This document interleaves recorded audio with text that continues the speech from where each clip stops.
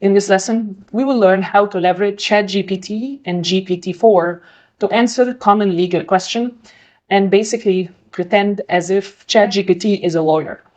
So let's go ahead and start with our first prompt. So my first prompt is going to be, pretend that you are an expert lawyer in California, US. What are the potential consequences of DUI or driving under the influence conviction? So if you press enter, here we go.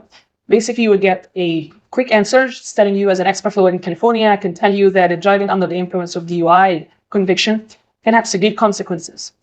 And basically, there are fines, there is like jail time, there is ignition, interlock device or IID, and there's many as well explanation here, which is basically, it's really accurate.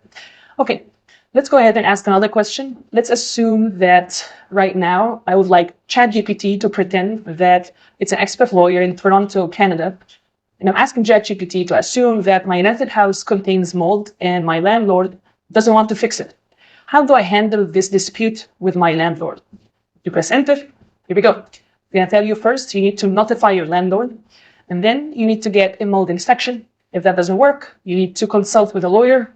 And then you need to contact the landlord and tenant board. And this is actually pretty accurate. I went through that myself before. And then consider withholding rent at the end. Okay, next, let's ask another question. I'm going to say, pretend that you're an expert lawyer in Toronto, Canada. My new tenant refused to pay rent, for example. How do I handle this dispute with my tenant? Here we go, as an expert lawyer in Toronto, Canada. And what's really powerful as well about ChatGPT is when you mention that you are pretending to be an expert lawyer in a specific location, it basically, because it has already been trained on pretty much the internet, and it knows all the laws with these different jurisdictions and these different states, it can give you a detailed, customized advice, which is super powerful. So you can see here, check your lease agreement, communicate with your tenant, send the notice, file a claim, and then hire a lawyer at the end, and then it's giving you a conclusion as well. Okay. Let's go ahead and maybe assume that we would like to file a will, for example. I'm going to say, what are the legal requirements for filing a will? Here, well, something went wrong, so I need to possibly restart it again. And let's go ahead and try it out. Here we go. The legal requirements for filling up a will is as follows. First, you need the person who's making the will must be a legal age and have a mental capacity as well to write that will. And here's assuming that at least 18 years old. And then the will must be in writing. The will must be signed by the testator. And then the will should contain a clear and unambiguous statement. Again, it's giving you clear instructions of what are the requirements to file a will.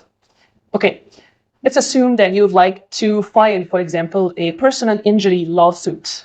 And I'm going to say, how do I file a personal injury lawsuit? It's going to tell you when. These are simply the instructions. First, you need to get medical treatment. You need to gather evidence. You need to contact a personal injury attorney. You need to draft a complaint, file the complaint, discovery, settlement, negotiation, and then trial. Okay, again, pretty powerful. Next, let's assume that you would like, for example, to maybe file a bankruptcy, for example, and what are the options available? So I'm going to say, here we go. Filing for bankruptcy is a complex legal process that involves various steps and requirements. First, you need to determine your eligibility. You need to choose your bankruptcy type. There are Chapter 7, Chapter 13.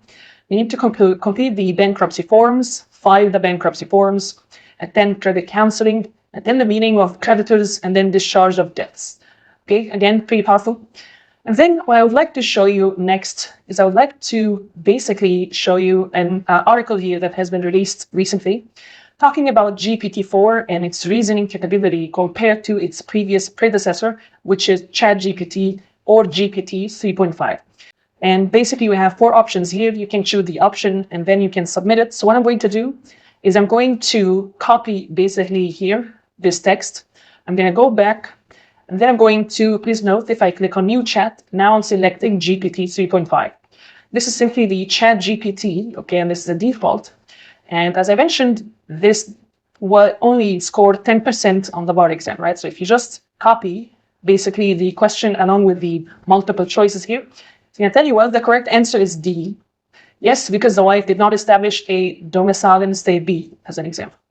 Let's see if the answer was right or wrong. So if I go back here and if I select choice D and I click submit, and I tell you, well, that's actually wrong. The correct answer was C, meaning that basically GPT 3.5 here actually failed to solve that question. What I'm going to do is I'm going to say, please click on new chat. And I wanted to select and see if GPT-4 was able to answer that question correctly. What you notice here is with GPT 3.5, you'll find the reasoning ability has only 3 out of 5. The speed is almost 5 out of 5. It's actually quite fast. And conciseness, only 2 out of 5.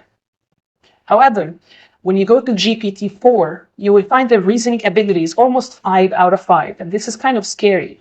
Now I've tried it out as well with writing code, with doing super powerful as well reasoning. It has incredible reasoning ability that pretty much beats humans.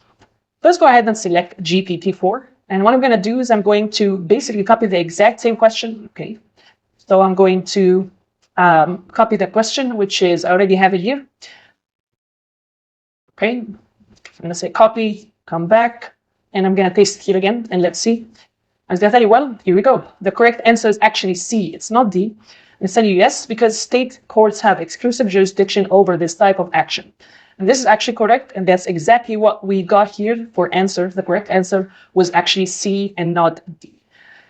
In this lesson, I'm going to show you how ChatGPT can help you answer legal questions specifically for business owners. So let's start with our first prompt. So what I'm going to have here is I'm assuming that I work in the field of nuclear energy, and I'm conducting interviews for a new role at my startup. And I'm asking basically ChatGPT to tell me, how do I draft a non-disclosure agreement with my new hires? So if you test it out, it's going to tell you, well, NDA or non-disclosure agreement is an important step to protect your startup's intellectual property or IP and confidential information as well. First, you need to identify the information you want to protect. You need to determine the scope of the NDA. You need to write the agreement, and then you need to consult with an attorney as well. I was going to tell you here is a sample of NDA clause that you could include in an employment contract. Okay, all right. So what if I would like, for example, let's assume that you work at a startup, and let's say you discovered an invention in a certain area. Maybe it's quantum computing, or maybe it's an AI. And what are the requirements to obtain a patent, as an example? So let's go ahead and test it out. So I'm going to say, well, I discovered an invention in quantum computing. What are the requirements for obtaining a patent? And here we go. It's going to tell you, well, congratulations on your invention in quantum computing. To obtain a patent for your invention, well, first, you must meet the following requirements. Has to meet the novelty. The invention must be new and not previously disclosed in any form, anywhere in the world. It shouldn't be in a form of a research paper, like journal or conference paper, or if somebody else have published that before. It has to be the non-obviousness, has to offer utility, has a practical application, enablement, written description, and patentable subject matter as well. Okay, what if I would like, for example, to register a trademark for a given business? So if I say, how do I register a trademark for my business? So actually, you can also keep that bullet point here, but here I just prefer to remove it. To register a trademark for your business, you can follow these general steps. First, you can conduct a trademark search, determine the type of trademark, file a trademark application, wait for examination, respond to office actions, and then receive approvals afterwards. And say you as well, quick recommendation at the end. Okay, what if I would like maybe to learn about what are the legal requirements for hiring and firing employees? Again, let's assume that you have a startup and you would like to maybe hire your first employee as an example, and you would like to learn about hiring and firing employees. So here we go. It's going to tell you what the legal requirements for hiring and firing employees can vary depending on the country and state or province. They tell you, well, first you need to ensure that you have equal employment opportunity for everyone. It doesn't matter the race, color, religion, and sex. Employment eligibility verification, you must verify that new employees are authorized to work in the country. You need to ensure that wage and hour laws as well are complying with all the laws within that specific country. And of course, employment contract, you can choose to have a written employment contract to outline that or not. But of course, this is not always required. They'll tell you as well instructions or requirements for firing. It's going to tell you employment at will. So in many locations, in let's say US, it's considered to be at will employment. And then just cause, notice requirements, and final pay. And what I could do here is I can basically specify that, let's say I'm talking about, for example, Ontario, Canada as an example. I'm going to say, what are the requirements for hiring and finding employees in, let's say, Ontario, Canada? And here we go. It's going to tell you, well, in Ontario, Canada, these are basically the requirements. So now you find that the answer has changed slightly because now the answer is geared specifically to a given state and or given province within Canada. It's going to tell you, well, that this will be hiring, for example, and these are the firing. So you'll find that basically it did not mention the US here anymore. You recall, that's what we got here before on the firing part. So you in many countries, including the US, this has been removed because now I'm talking specifically about Canada instead. In this lesson, we will learn how to leverage ChatGPT to draft lease agreements, employment contracts, and many more. So first, I'm going to ask ChatGPT to pretend that basically it is a lawyer in Toronto, Canada. And let's assume that I'm going to give a scenario. This scenario could be that I own a place, for example, at a given address, and I would like ChatGPT to draft a lease agreement for us in 1 year, for 1 year of lease. I'm going to say, pretend that you're a lawyer in Toronto, Canada. I own a place at 4 Spadina Avenue in Toronto, Canada. Draft a lease agreement for 1 year. Well, again, I think OpenAI is going through some capacity limitations. Okay, here we go. So here's a sample lease agreement. And please know that this is just a template. So what's powerful here that basically ChatGPT is going to give you a nice template. I'm not saying this is going to be a kind of a replacement to lawyers, for example. You still need to have an expert lawyer to review this, but this is a great starting point. It's going to give you the key items that you need to cover. First, the terms, the property, for example, the address here, and of course you can go ahead and fill up your name and the as a landlord and the tenant as well names. You need to include the rent here, the amount in dollars per month. If there's a security deposit, for example, that you would like to include, what are the use of premises that are available on the property. You need to also include here who is responsible for the maintenance and repairs. You can also include if we, for example, if you allow pets on your property or not, governing laws and the entire agreement as well. And there's a witness here, if any, and include locations as well here to sign the agreement by the landlord and the tenant as well. Okay. What if I would like to assume that, let's say I work at the Human Resources Department and let's say XYZ Tech Inc. And let's assume that I would like to draft an employment agreement for my new engineering hire. And here we go. Let's go ahead and restart it again. Okay. So let's go ahead and test it out here. Here's a draft agreement. It's going to tell you, well, the employment agreement or the agreement is made or entered between, the given date, of course, between XYZ Tech Inc. Corporation. It's going to give you under the laws of specific state or province. And here you have the employee name. And here you're including all the different, basically, terms of the agreement. You have the employment term, you have the position and duties, you have the specific compensation, X dollars per year. You also have here, if you have benefits that you're going to offer to the employee, confidentiality and proprietary information, inventions and patents, terminations, governing laws, entire agreement, amendments, and counterparts. And of course, you can include here the signature for both the employee and the human resources or whatever company, representative of that company. Okay, let's assume that you are selling your business and you need to draft a purchase agreement and you are looking for a template as an example. So here I'm going to say, well, I'm selling my business and I need to draft a purchase agreement. Can you provide me with a template? Here we go. Certainly. The purchase agreement or the agreement is made at a specific date.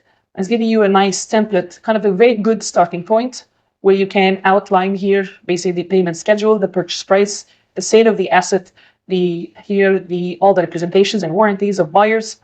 And you can also include confidentiality, governing law, whatever the agreement was drafted, basically in whether it's a state or even state or a province in US or Canada or anywhere in the world. You can also here you find the signature for both the seller and the buyer. Okay, let's assume, and this is kind of quite common, especially if you're running maybe a small business or if you have a startup. Most of the time you're hiring consultants to give you basically or offer you services. So sometimes you would like to draft a service agreement for these specific consulting businesses or consulting services, and you're looking for a template. So instead of just searching on Google, you can just simply ask ChatGPT, I need a service agreement for my consulting business. Can you provide me with a template? And let's go ahead and restart it again. And let's go ahead and test it out. And here we go. Certainly, this is simply a consulting service agreement. It's actually pretty powerful, pretty good. I went through it before.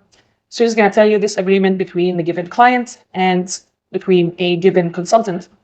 And you can find here the scope of the service, fees and payment, all the expenses, terms of the condition, confidentiality, who owns the work, limitation of liability, governing law, entire agreement, and also the names of basically the client and whoever is offering the service. Okay, let's assume that your company or startup is maybe entering a joint venture with another company, and you are looking to draft basically an agreement. Again, I'm not saying this can replace basically lawyers. Again, you still, of course, need expert lawyers to go through this, but this can provide you with a very good starting point. So let's go ahead and run it again. So I'm entering a joint venture, and here we go. This is a nice, basically, agreement here, kind of a very good starting point. And then finally, let's assume that you would like to draft a non-disclosure agreement for a given business. If you recall, we covered before what are the requirements for non-disclosure agreement in previous lessons. But right now, I would like to ask ChatGPT to actually draft one for me. Here we go. This is the actual agreement. So I'm going to tell you, well, these who are the parties involved, what confidential information you're trying to protect. Here we have the terms and termination, return of information, governing law, remedies, exclusions, signatures. And keep in mind that NDA can vary depending on the specific business relationships, industry, and other factors. It's always recommended to seek legal advice when drafting or signing an NDA.